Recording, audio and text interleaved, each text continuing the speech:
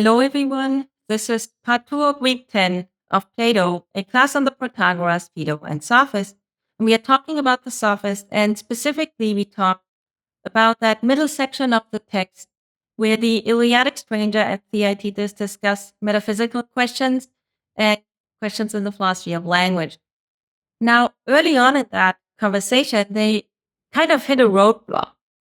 It seems to them that probably they need to give up on something that the Iliadic stranger holds dearly because he considers Parmenides, in some sense, his philosophical father. Now, Parmenides says that we cannot even think about what is not, we cannot speak about it. And it seems that we have to give up on that. But if we have to give up on that, we kind of have to come up with our own theory of being and not being. And that means that we, as it were, need to go back to the drawing board. And Plato uses that occasion, and I want to use it for this recording as an occasion to give us a kind of map of types of philosophical positions.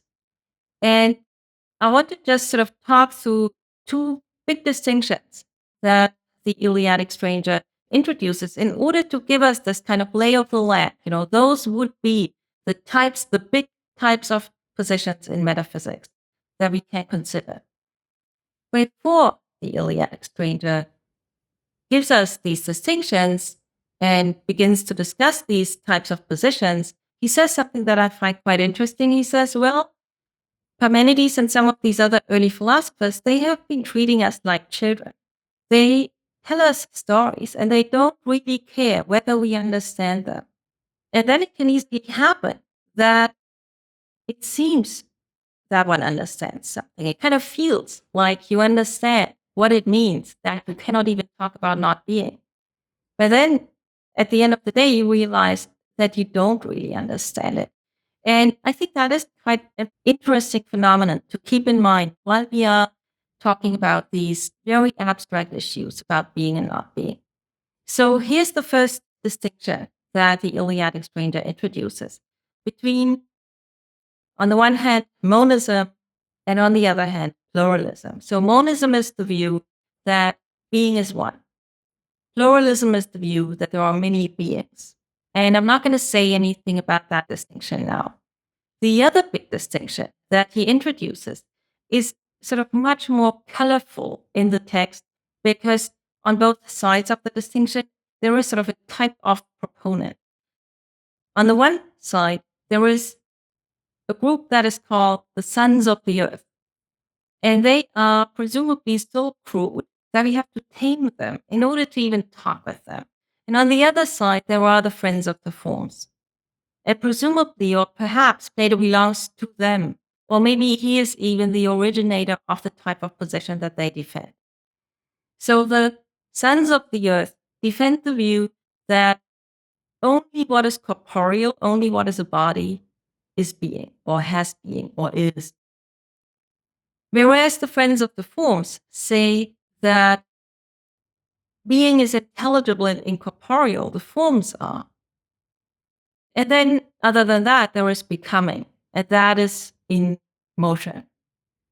Now, both of these positions are now subjected to scrutiny, and I will postpone the discussion of what Plato says against his own view or the type of position that probably he holds. But I want to mention just sort of one dimension of the discussion with these tamed sons of the earth, because it interestingly relates to things that we discussed in the Phaedo. So those are people who say that everything that is bodily, and they do think that the soul is a body. So that should remind us of views that are examined in the Phaedo.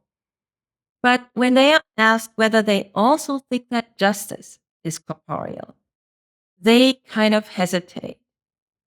And now they are no longer sure whether really everything is corporeal. Their position as a whole kind of collapses if there is something that is not corporeal. Now, I want to just mention two ways of interpreting this idea that justice is not corporeal, because that is not often mentioned how how that could amount to quite different positions. One view would be that justice as a mental state, as the disposition of a virtuous person, is not corporeal. And that could remind us of a moment in the Phaedo where we are asking whether better and worse mental states can be explained by someone who thinks in physicalist terms of the soul.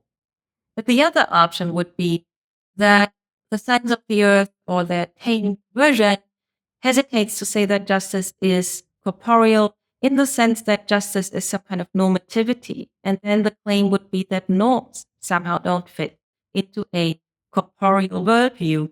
And I just sort of want to invite you to consider these two options.